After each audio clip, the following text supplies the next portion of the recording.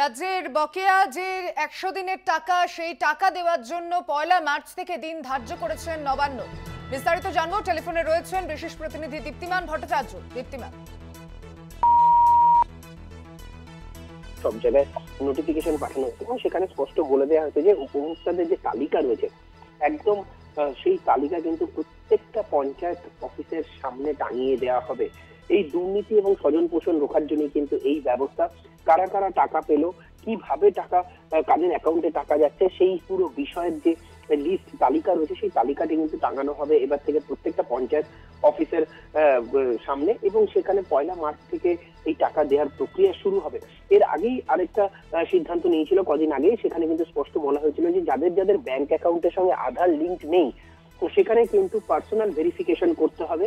বিডিওদেরকে বলা হয়েছে যে টিম তৈরি করা হয়েছিল, সেই টিম তাদের বাড়িতে যাবে, পার্সোনাল ভেরিফিকেশন করা হবে যে তাদের সঙ্গে আধার লিঙ্ক কেন নেই, কি বিষয়, এবং পুরো বিষয় খোঁজ খবর করে তারপরে কিন্তু সেই অ্যাকাউন্টে টাকা যাবে। অর্থাৎ এইবার কিন্তু এই যে ১০০ দিনের টাকা দেওয়ার ক্ষেত্রে কিন্তু রাজ্য সরকার একেবারেই করা এবং পুরোপুরি যেন এখানে স্বচ্ছতা বজায় থাকে সেটার জন্যই কিন্তু এইভাবে তালিকা এখন টাঙিয়ে দেওয়ার ব্যবস্থা নেওয়া হলো। ধন্যবাদ দীপ্তিমান।